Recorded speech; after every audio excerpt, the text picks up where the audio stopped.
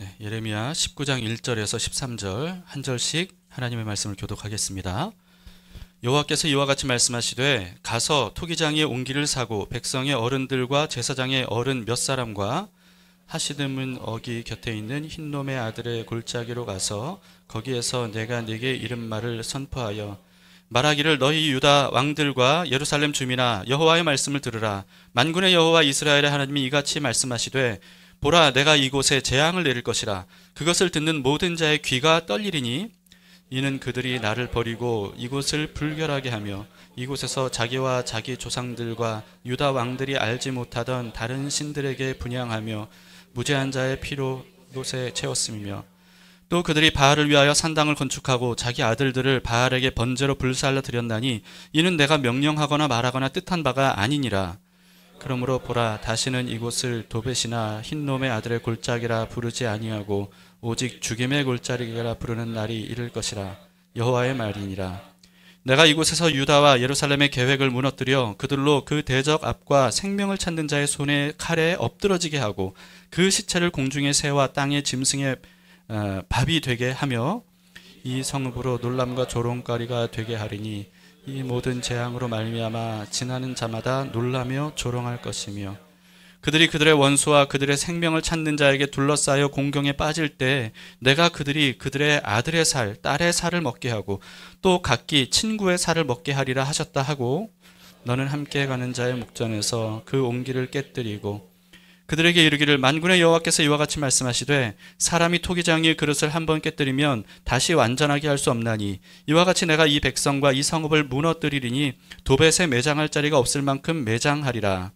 여호와의 말씀이니라. 내가 이곳과 그 가운데 주민에게 행하여 이 성읍으로 도벳 같게 할 것이며 함께 예루살렘 집들과 유다 왕들의 집들이 그 집 위에서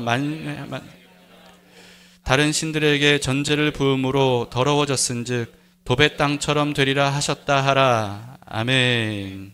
네, 앉으시겠습니다.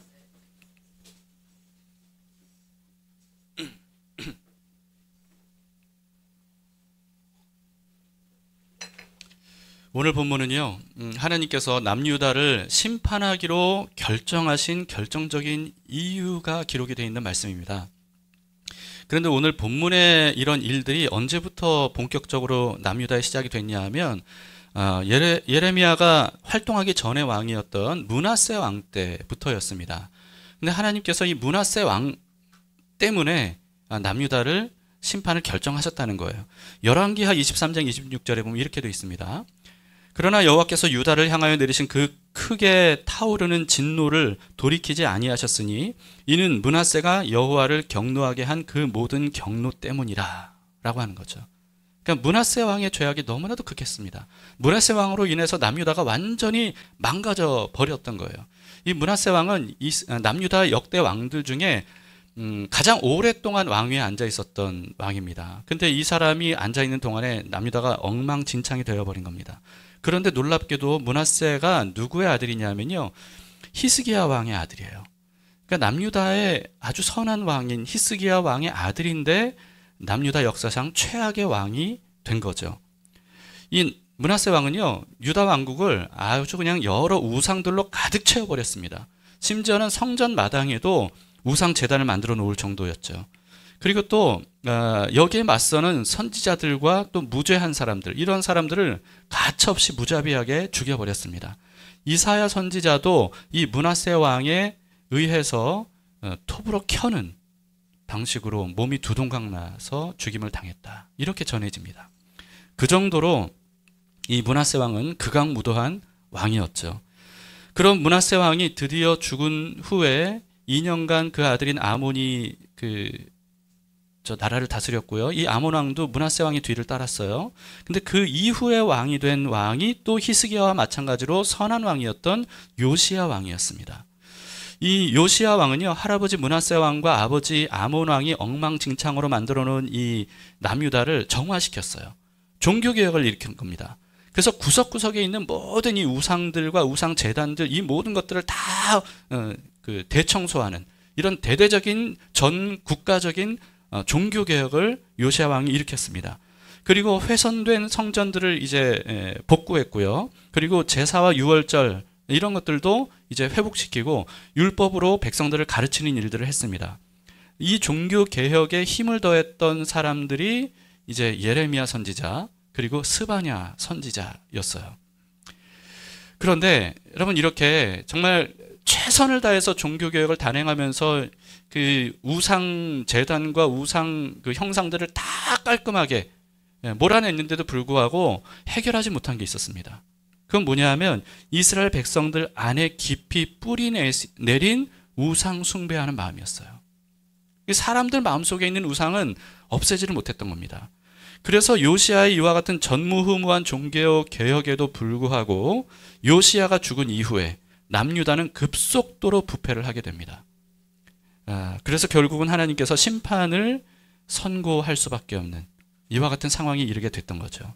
그래서 예레미야 선지자를 통해서 하나님께서 이 예레미야의 이 정말 처절한 이런 심판들을 예고를 하셨던 겁니다. 우리는 오늘 예레미야 19장을 읽었는데요. 18장에는 어떤 내용이 있냐면 토기장이 집에 예레미야가 갔던 이야기가 기록이 되어 있어요. 하나님께서 토기장이 집으로 가라고 예레미야를 보내셨습니다. 토기장이 집으로 갔더니 거기서 마침 토기장이가 이제 물레, 그러니까 발로 밟으면 이렇게 돌아가는 판 있잖아요. 그 위에 이제 진흙덩이를 올려놓고 막 이렇게 토기를 만들고 있는 중이었는데 망쳐버렸어요.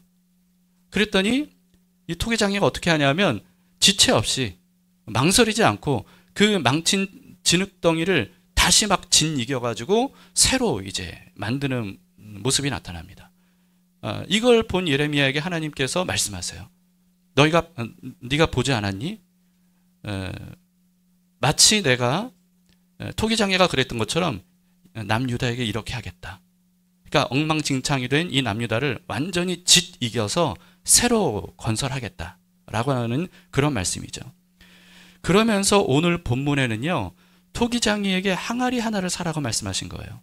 완성된 항아리죠. 항아리 하나를 사라.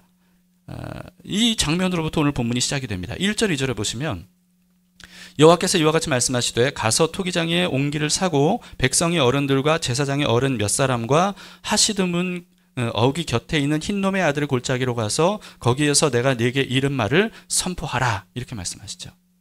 자, 토기장이는 누구를 상징합니까? 하나님을 상징해요. 하나님. 그러면 질그릇으로 만든 옹기, 항아리는 누구를 상징합니까? 남유다 백성들을 상징합니다. 이걸 기억하세요. 자, 옹기를 산 예레미야에게 뭐라고 말씀하시냐면 백성들의 지도자들을 데리고 그리고 또 제사장의 어른 몇 사람을 데리고 어딘가로 가라. 이렇게 말씀하셨어요. 이 사람들은 왜 데리고 가냐 하면 이 사람들이 증인이 돼야 되거든요. 자신들 앞에서 예레미야가 한 말과 행동을 이제 사람들에게 전해줘야 되는 거예요. 그래서 이들을 데리고 가라는 거였죠. 근데 어디로 가라고 하셨습니까? 하시드문 어귀 곁에 있는 흰놈의 아들의 골짜기로 가라. 하시드문은요, 하시드라고 하는 말이 무슨 뜻이냐면 질그릇 조각이에요. 그리고 하시드문은 어디 있냐면 예루살렘 성벽 남동쪽에 위치한 성문입니다. 그리고 그 하시드문을 딱 나가면 토기장이의 밭이 나와요. 자, 근데 하시드문은 질그릇 조각이라 그랬죠? 다시 말해서 하나님께서 뭐라고 말씀하신 거냐면 질그릇을 들고 질그릇 조각 문으로 나가서 토기장이의 밭을 지나가라. 이렇게 말씀하신 거예요. 그러니까 사람들이 잊을 수 없는 그런 어떤 형상으로 하나님께서 이 모든 말씀들을 하시는 거죠. 그러면서 어디로 가라고 목적지로 말씀하셨어요? 흰놈의 아들의 골짜기로 가라는 거예요. 흰놈의 아들의 골짜기. 흰놈이 도대체 어떤 놈일까요? 흰놈이 어떤 놈인지 어떤 사람인지 알 수가 없어요. 그러니까 흰놈의 아들도 누군지 모릅니다. 다만 흰놈이라고 하는 사람은 아마도 가나안의 여부수 족속 중에 한 사람이었을 것이다 이렇게 추정할 뿐이에요. 근데 흰놈이 누구고 흰놈의 아들이 누군지 이게 중요한 게 아니고요. 흰놈의 아들의 골짜기가 도대체 어떤 곳인지 이걸 아는 게 중요합니다. 자, 흰놈의 아들의 골짜기는요. 예루살렘의 쓰레기 소각장이었어요. 그러니까 지금으로 보자면 이제 쓰레기 매립지 같은 어떤 그런 곳이었죠. 그러니까 얼마나 악취가 나고 막 더럽겠습니까? 근데 거기에 쓰레기들만 버린 게 아니었어요. 동물의 사체도 거기에 버려서 불태웠고요. 그리고 또 장사되지 못한 죄인들의 시체도 거기에 내다 버려서 불태워 버렸어요. 그러니 거기는 악취가 나고 더러울 뿐만 아니라 정말 끔찍한 곳이죠. 그래서 거기에는요, 항상 불이 꺼지지 않고 타올랐다는 거예요. 그런데 흰놈의 아들의 골짜기 아래쪽에 가면 도벳이라고 하는 곳이 있어요. 도벳. 근데 그 도벳이 무슨 뜻이냐면 불태우는 곳이라는 뜻입니다. 도벳, 불태우는 곳. 근데 여기에 우상제단이 있는 거예요. 황소머리를 한 인간 형상의 우상 제단이 있습니다. 이 우상이 뭐냐면 암몬의 주신인 몰렉 또는 몰록이라고도 하고요, 밀감이라고도 하고 밀곰이라고도 합니다. 이름이 여러 가지죠. 다 같은 신이에요. 암몬의 주신 몰렉 신입니다. 이 제단, 이 몰렉 신에게 제사를 드리는 방법이 뭐냐면요, 자기 자녀를 불태우는 거예요. 산채로. 그래서 자기의 자녀를 불구덩이에 던지는 잔인한 제사를 드렸던 곳이 바로 이 흰놈의 아들의 골짜기 도벳이라고 하는 곳이었습니다. 여러분, 솔로몬 왕이 참 잘한 일들이 많은데 가장 잘못한 게 이제 결혼 동맹을 맺은 거 아니겠습니까? 이방 여인들과 함께 결혼 동맹을 맺은 거예요. 그럼으로써 암몬 여인들이 들어오면서 혼자 들어온 게 아니라 암몬 신 우상들을 데리고 온 거예요. 가지고 온 거예요. 그래서 그때부터 유입이 된 신이 바로 이 몰렉 신입니다. 근데 남유다의 아하스 왕과 므낫세 왕은요, 이 몰렉 신에게 실제로 자기 자녀들을, 여러 명이었나 봐요, 자기 자녀들을 몰렉 신에게 제물로 바쳤다고 해요. 이게 열왕기와 역대기에 기록이 되어 있습니다. 자, 흰놈의 아들의 골짜기에서 이렇게 인신제사, 자기의 자녀들을 드릴 때 이 어린 아이들이요, 얼마나 비명을 질렀겠어요. 그러니까 여러분 한번 생각해 보세요. 상상을 해보세요. 산채로 어린 자녀들을 불태우는 거예요. 그러니 그 비명 소리가 얼마나 끔찍했겠습니까? 근데 이 비명 소리를 최대한 안 들리게 하려고 어떻게 했냐면 북을 그냥 막 크게 친 거예요. 북을 둥둥둥둥 치면서. 그러면서 그 앞에서 자기 자녀를 드리면서 사람들이 모여서 막 엎드려서 막 절을 하고, 아마 광신도 같은, 광란에 그와 같은 제사 광경이 일어났을 겁니다. 이런 끔찍한 제사를 다름 아닌 하나님께 선택받은 민족인 이스라엘이 하나님께 드렸다는 게, 이스라엘이 이런 제사를 드렸다는 게 너무 충격적이죠. 그런데 인신 제사를 드렸던 문명 민족들은요, 이 암몬과 이스라엘만이 아니었습니다. 마야 문명, 아즈텍 문명, 잉카 문명 다 들어보셨죠? 이런 유명한 문명들도 다 처참하게 인간 제사, 제물을 정말 수도 없이 많이 드렸다는 거예요. 근데 알려진 이와 같은 문명들뿐만 아니고요, 이집트, 메소포타미아, 이란, 인도, 그리스, 로마, 중국에서도 인신제사를 드리는 흔적들이 굉장히 많이 발견이 됐습니다. 그럼 우리나라는 어떨까요? 우리나라에도 인신제사 흔적들이 발견됐어요. 신라 유적지, 백제 유적지, 가야 유적지에 인신 공양을 했던 흔적들이 대거 발견이 됐습니다. 그 흔적뿐만 아니고 여러 설화들에서도 발견이 되는데요, 인신공양의 가장 대표적인 설화, 심청전이에요. 심청전. 어릴 때 제가 심청전을 봤을 때는요, 효녀 심청. 그래서 심청이의 효심에 대해서만 이 동화책에 대부분 그렇게 그게 부각이 되어 있습니다. 그런데 나중에 커서 보니까요, 이게 인신공양을 한 흔적인 거예요. 우리나라에도. 이 끔찍한 이런 일들을 효심이라고 하는 것으로 포장이 돼서 어린 아이들에게도 가르쳤던 거죠. 그러니까 이런 흔적들을 통해서 알 수 있는 건 뭐냐 하면, 우리나라 고대에도 인신공양을 필요하다면 얼마든지 드렸던 그런 역사가 있었다는 것을 알 수 있는 거죠. 그리고 에밀레종 여러분 아시죠? 에밀레종이라고 이름이 붙여진 신라 성덕대왕 신종, 여기에 얽힌 설화도 마찬가지입니다. 이 종소리를 아름답게 만들기 위해서 어린 자녀를 희생시킨, 그래서 탄생한 것이 바로 이 에밀레종이라고 불린, 에밀레가 우리나라 말이더라고요. 그 어린 자녀가 그 종을 칠 때 어린 자녀의 소리가 엄마를 부르는 소리가 이런 소리와 비슷했다고 해서 에밀레종이라고, 이렇게 이름이 붙여진 종입니다. 여러분, 우리나라에서도 이런 인신공양이 있었고 뿐만 아니라 유명한 문명들의 유적에서는 다 이와 같은 인신공양을 했다는 것이 발견되는 걸 통해서 인류 역사가 어떤지를 우리는 알 수가 있죠.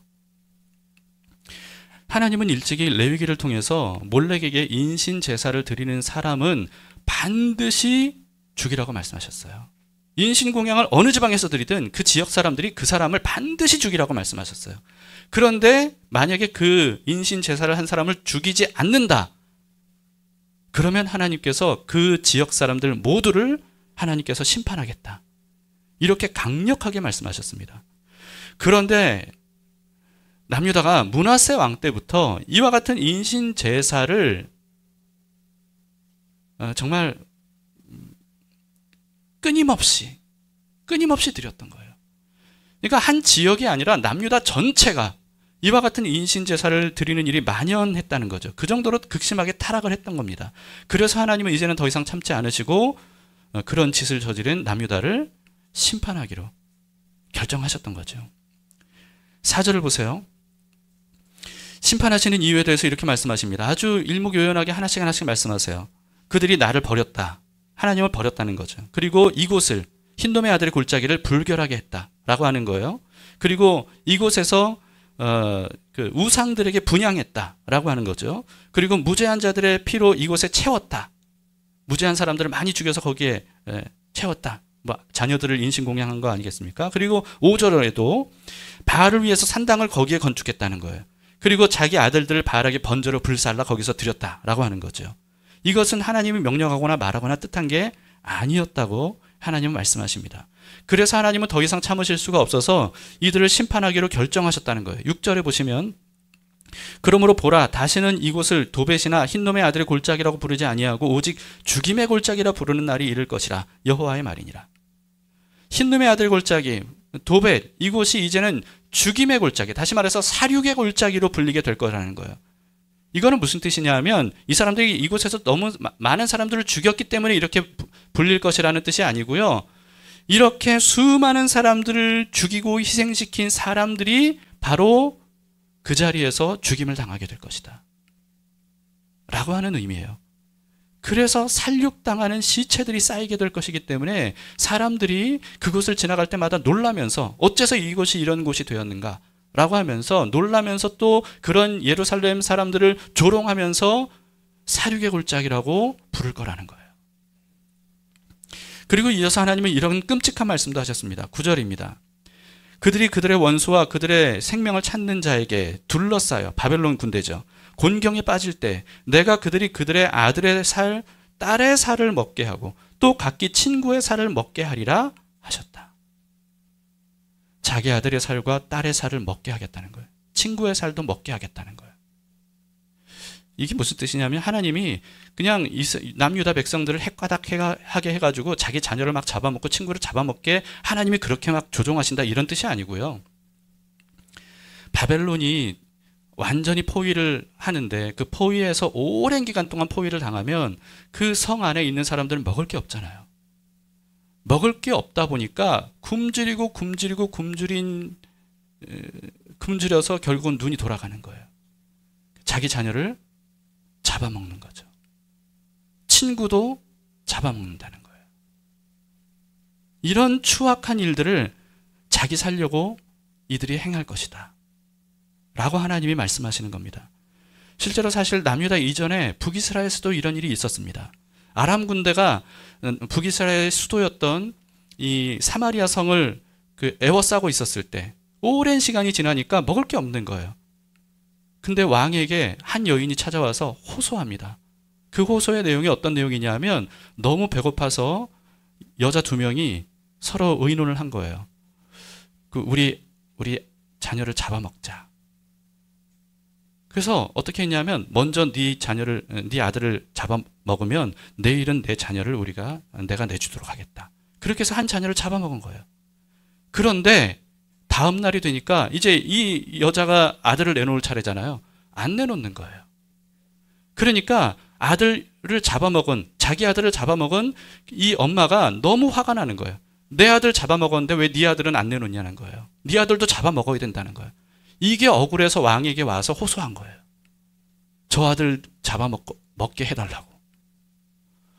여러분, 이와 같은 끔찍한 일이 북이스라엘에서 있었습니다. 그리고 예레미야 애가 20장 20절에 보면 남유다도요, 오늘 본문에 예레미야가 예고한 대로 그런 일이 일어났었어요. 실제로 일어났다는 것을 알 수 있어요. 그래서 여기에 대해서 예레미야가 절규하는 내용이 예레미야 애가 2장 20절에 기록이 되어 있습니다. 이런 끔찍한 심판을 당하게 될 것이라고 하나님께서 증인들 앞에서 선포한 거예요. 그리고는 가지고 간 옹기를 깨뜨립니다. 박살을 냅니다.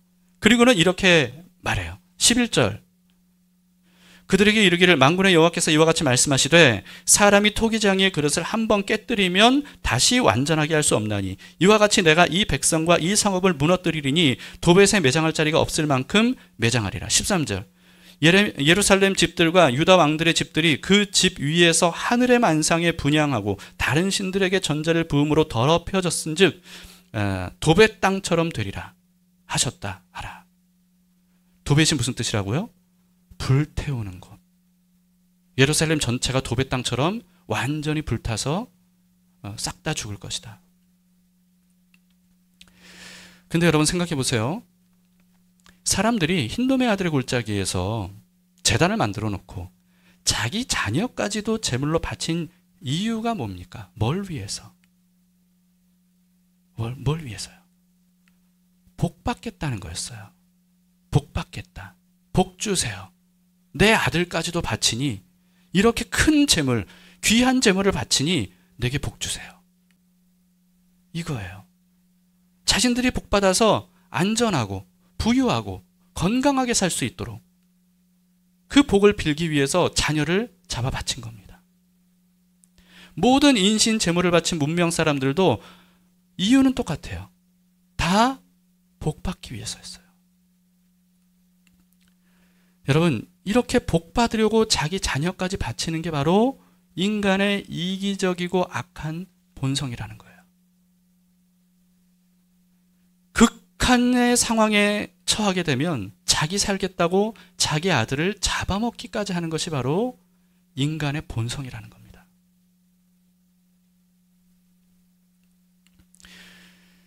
여러분, 이런 내용을 성경에서 읽으면 우리는 정말 이들은 너무나도 악한 사람들이구나. 이렇게 악한 사람들이었기 때문에 이런 하나님의 심판을 받는 게 마땅하구나. 그렇게 생각하신다면 여러분 잘못 생각하신 겁니다. 성경이 우리에게 말씀하시는 건 뭐냐면요, 누구나 그럴 가능성이 있다는 거예요. 누구나 어떤 상황에 처해지면 그런 일들을 범할 수 있다는 거예요. 실제로 평범했던 사람들이 이런 악한 짓들을 저지르는 겁니다. 특별히 어떤 사악한 사람이 따로 있는 게 아니에요. 누구나 어떤 계기가 되면 이와 같은 일들을 일으킨다는 거죠. 악의 평범성이란 말을 들어보셨습니까? 악의 평범성. 예루살렘의 아이히만이라고 하는 책에서 나온 내용인데요. 이 책 저자인 한나 아렌트라고 하는 사람은 독일 출신 유대인이었어요. 근데 나치가 한창 유대인들을 학살할 때, 그때 겨우겨우 독일을 탈출해서 미국에 망명 갔던 사람입니다. 그런데 나치가 패망했죠. 패망한 이후에 이 유대인들을 학살한 주범 중에 한 사람인 이 아이히만, 독일인이에요. 그러니까 홀로코스트의 이 실무 책임자였습니다. 이 사람을 체포한 거예요. 그리고는 예루살렘으로 끌고 갔어요. 그리고는 공개 재판을 엽니다. 이 아이히만이 저지른 일이 너무나도 극악무도하기 때문에 이게 이제 전 세계의 어떤 화제가 됐던 거죠. 그래서 미국에 망명 갔던 이 한나 아렌트도요, 이 소식을 듣고 예루살렘으로 가요. 가면서 어떤 생각을 했냐면 도대체 아이히만이 어떤 사람이길래 이런 극악무도한 짓을 저질렀을까? 이 사람은 정말 악으로 가득 찬 사악한 악마 같은 사람이었을 것이다 하고 예루살렘 이 공개 재판에 갔어요. 그런데 놀랐어요. 이 아이히만은 생각했던 것과는 너무나도 다른 평범한 사람이었어요. 심지어는 이 사람의 말투, 행동, 이 모든 것들이 친절해 보이기까지 할 정도였어요. 굉장히 공손해 보였어요. 그러면서 이 아이히만은 공개 재판 자리에서 너무나도 태연하고 담담하게 자기는 자기에게 주어진 일에 최선을 다했을 뿐이라고 이렇게 말한 거예요. 이 아이만을 직접 본 아렌트는요, 이걸 통해서 이 악을 저지르는 사람은 특별한 사람이 아니구나. 평범한 사람이구나. 그리고 어떤 계기가만 주어지면 자신이 저지르는 악을 그저 당연하고 평범한 일처럼 저지를 수 있구나. 이걸 깨닫고 악의 평범성이라는 개념을 이 책에 소개를 했던 겁니다. 여러분, 흰놈의 아들 골짜기에 대한 이야기, 그리고 심청전과 같은 인신공양을 했던 역사들, 이런 것들을 보면서 무슨 생각을 하십니까? 그들은 심판받아 마땅한 죄인이다. 그런데 나나 우리 사회와는 상관없는 일이다. 이렇게 여겨질지 모릅니다. 왜냐하면 지금은 인신공양하는 그런 데가 없으니까요.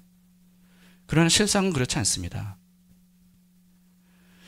자기 자녀를 제물로 죽이기까지 한 일이 왜 일어났다고요? 뭘 위해서? 복받기 위해서요. 지금도요, 복받기 위해서 타인을 희생시키는 일들이 얼마나 많이 일어나고 있습니까? 자기 복받겠다고, 자기 안전하겠다고, 자기 만족을 위해서, 자기 행복을 위해서 타인들을 짓밟고 해하는 일들이 오늘날 얼마나 많이 일어나고 있냐는 말이에요. 제사 형태를 갖추지 않았을 뿐이지 지금도 여전히 사람들 마음속에 가득한 우상에게 자신의 인생을 맡기면서 우상이 시키는 대로 이 극악무도한 일들을 저지르고 있는 것이 오늘날 현대 사회가 아닙니까? 현재 러시아와 우크라이나 전쟁도 일어나고 있잖아요. 인류 역사의 모든 전쟁들이 무엇 때문에 일어나는 겁니까? 자신의 행복, 만족, 이걸 위해서요. 전쟁에 대한 그럴듯한 명분들을 다 내세우지만 실상은 인간의 탐욕 때문입니다. 강도, 살인, 폭력, 사기, 마약, 도박, 이런 모든 사회적 범죄들, 이 모든 것들이 다 왜 일어나는 겁니까? 타인의 인생을 짓밟는 이와 같은 죄악들이 왜 일어나는 겁니까? 현대 우리 사회에도요, 이 가족을 살해하는 존속살인이 굉장히 흔해졌습니다. 그리고 또 죽고 못 살 것처럼 사랑하는 연인에 대한 데이트 폭력, 심지어 데이트 살해까지도 굉장히 많이 일어나는 것이 오늘날 우리 현대 사회입니다. 근데 우리나라는 전 세계적으로 치안이 굉장히 좋은 안전한 나라로 알려져 있지 않습니까? 그럼에도 불구하고 이와 같은 일들이 점점 더 많아지고 있죠. 굉장히 많아지고 있습니다. 또 요즘 이슈가 되고 있는 교사에게 갑질하는 부모. 근데 그 이전에는 또 학생에게 갑질하는 교사 문제도 굉장히 큰 이슈였죠. 전세 사기꾼들이 얼마나 많은 사람들의 인생을 망가뜨렸습니까? 아파트 부실 시공 기업들로 인해서 언제 아파트가 붕괴될지 모르는 이와 같은 일들이 지금 일어나고 있잖아요. 자기 만족과 자기 부유와 자기의 안전을 위해서 다른 사람들을 이와 같이 해야 하는 일은 아무렇지도 않게 하는 것이 바로 오늘날의 사회라는 거예요. 우리는 어때요? 여러분은 어떻습니까? 자기 만족과 행복을 위해서 배우자나 자식이나 부모에게 희생을 강요하고 있지는 않습니까? 우리도 한번 돌아보자는 거죠. 나는 이런 사람들과는 달라. 과연 그럴까? 라고 하는 겁니다. 여러분, 그들이 처음부터 그렇게 최악의 범행을 저질렀겠습니까? 아닙니다. 작은 일에서부터 차근차근 죄에 대한 이 담대함이 생겨서 더 큰 죄를 저지르게 된 거예요. 우리는 어때요? 우리는 자기 만족, 자기 행복을 위해서 타인의 희생을 강요하고 있지는 않냐는 거예요.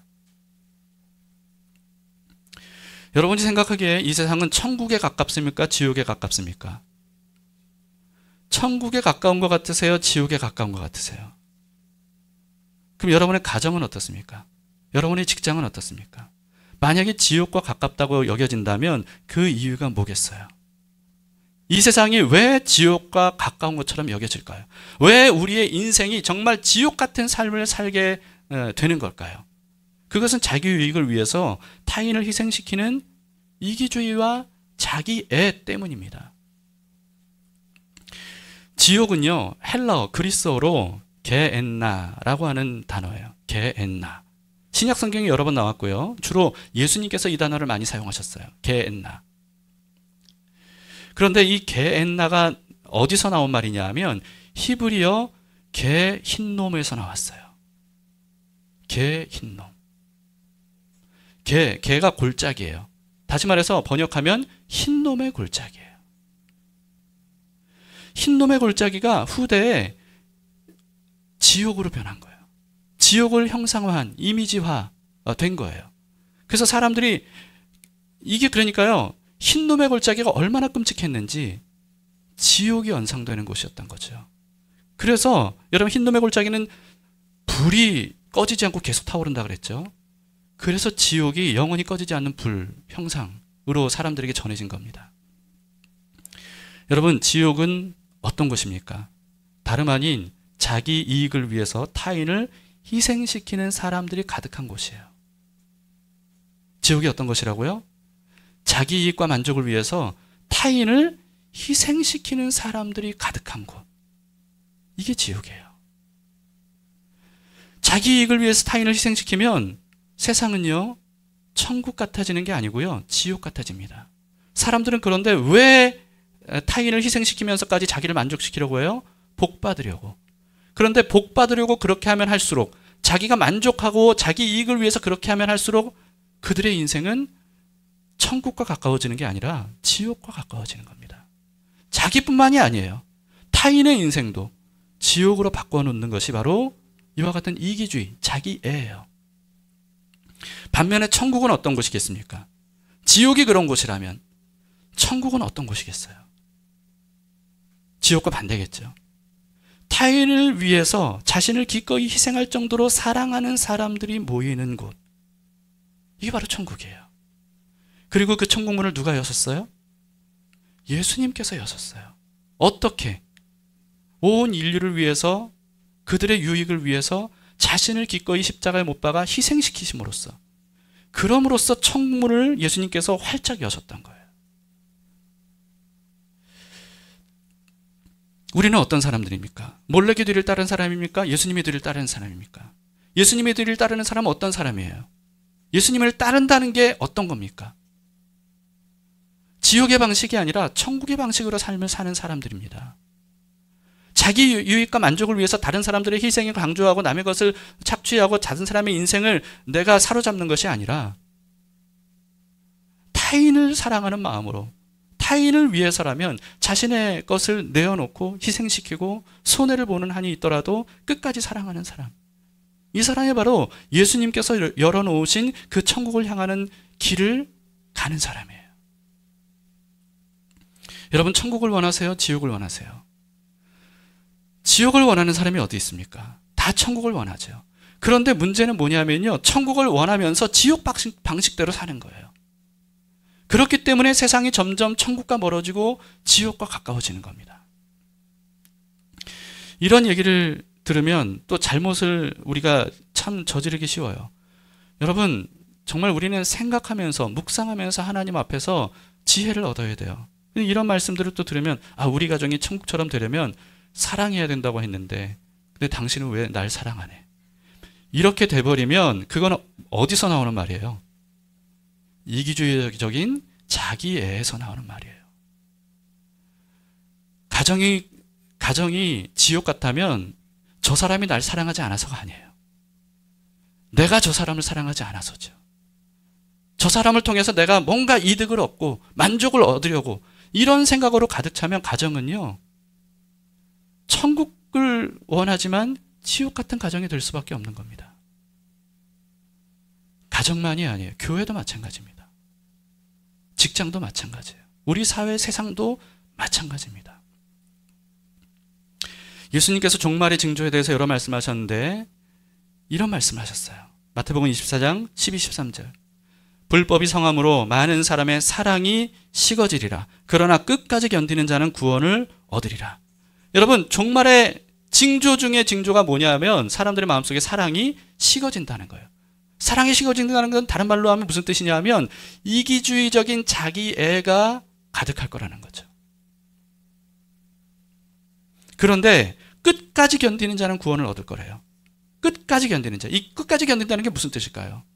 자기애로 가득 찬 사람들이 자기 만족과 유익을 위해서 타인의 어떤 것을 빼앗고 착취하고 그래서 그리스도인들이 거기에 피해를 입고 손해를 얻는다 할지라도 그렇더라도 그 방식대로 나도 그렇게 살아야지 라고 하지 않고 끝까지 예수님처럼 사랑하는 사람. 사랑이 완전히 식어진 세상에서 끝까지 사랑을 간직하고 마음속에 그 사랑을 통해 사는 사람. 이런 사람이 끝까지 견디는 자 아니겠습니까? 이런 사람이 구원을 얻을 것이다. 천국에 임하게 될 것이다. 라고 하는 거예요. 사랑장인 고린도전서 13장을 보면 심지어 성령의 강력한 은사가 나타난다 할지라도 사랑이 없으면 그 은사들은 아무 소용이 없다고 했어요. 성령의 은사인데도 불구하고 아무 소용이 없다고 했어요. 심지어 해롭다고 하셨어요. 해롭다. 사랑이 없으면. 여러분, 그래서 사랑이 없이 심지어 그 성령의 은사라고 할지라도 사랑 없이 행하면 천국과 가까워지는 게 아니라 지옥과 가까워진다는 거예요. 그래서 고린도 교회가 그렇게 엉망진창이었던 겁니다. 서로 사랑하면, 그러면 성령의 은사뿐만 아니라 우리의 재능과 돈과 우리의 권력과 이 모든 것들이 유익해지는 거죠. 여러분, 능력 때문에, 지식 때문에, 학벌 때문에, 돈 때문에 천국처럼 되는 게 아니에요. 사랑 때문에 천국처럼 되는 거예요. 사랑 때문에 그 모든 것들이 유익해지는 거예요. 근데 요한일서에서는 하나님이 곧 사랑이시라고 말씀하세요. 하나님이 곧 사랑이시라. 다시 말해서 하나님 없이는 사랑이 없는 겁니다. 그런데 하나님 없는 세상에서 사랑을 말하잖아요. 사랑을 노래하잖아요. 사랑을 그리잖아요. 그러나 하나님 없는 사랑은 진짜 사랑이 아니에요. 사랑처럼 보이는 욕망이라는 거예요. 사랑을 가장한 욕망이 얼마나 많은지 모릅니다. 교회 안에서도 사랑을 가장한 욕망도 굉장히 많이 있습니다. 여러분, 욕망을 사랑이라고 말해서는 안 돼요. 내 마음을 뭔가 짜릿하게 한다고 해서 사랑이라고 말하면 안 돼요. 욕망일 뿐입니다. 하나님 없이는 진정한 사랑을 할 수 없어요. 그리고 사랑 없이는 천국을 이룰 수가 없는 겁니다. 말씀을 마치겠습니다. 여러분, 우리는 지옥에서 천국으로 구원을 얻은 사람들입니다. 지옥에서 천국으로 우리는 옮겨진 사람들이에요. 그런데 우리가 지옥에서 천국으로 옮겨졌는데도 불구하고 계속해서 지옥 방식대로 살면, 다시 말해서 나의 만족과 나의 유익을 위해서 계속해서 다른 사람들을 해롭게 하고 착취하고 다른 사람들은 어떻게 되든지 간에 이기주의적인 자기애로 가득 찬 이런 삶의 방식을 가지고 살아가면 여러분, 그 사람은 어떻게 될까요? 오늘 말씀을 보세요. 이스라엘은 지옥에서 천국으로 선택돼서 구원받았던 백성들이었습니다. 그런데 그 이스라엘이 천국 방식대로, 다시 말해서 하나님의 말씀대로 살아간 것이 아니라 지옥 방식대로 살아갔어요. 그 결과 하나님은 도저히 이제는 너희를 못 참아주겠다 라고 하시면서 심판을 말씀하셨어요. 지옥이라고 불리는 흰돔의 아들의 골짜기, 이 도벳에서 불타오르는 그 불에 너희가 심판을 당할 것이다. 이렇게 말씀하셨습니다. 여러분, 이스라엘의 전철을 밟지 않도록 합시다. 왜 우리가 예레미야의 이 사실 너무나도 끔찍하고 너무나도 무섭고 이런 말씀들을 계속해서 보고 듣고 묵상을 해야 됩니까? 이스라엘의 전철을 밟지 말아야 되기 때문이에요. 우리는 예수님의 뒤를 따라가야 될 사람들입니다. 예수님의 뒤를 따르는 것이 무엇을 의미합니까? 예수님께서 십자가에서 자기 희생으로 천국의 길을 열어놓으신 그 길을 따라서 예수님처럼 자기 유익을 위해서가 아니라 타인의 유익을 위해서 기꺼이 예수님처럼 자기를 희생하고 사랑으로서 섬길 수 있는 이런 사람들이 가는 그 길이 바로 천국을 향해 가는 길이에요. 우리가 정말 천국 같은 가정을 원한다면, 천국 같은 교회를 원한다면, 천국 같은 세상을 원한다면 왜 사랑 안 해줘? 왜 나에게 이렇게 안 해줘? 왜 나를 만족시키지 못해줘?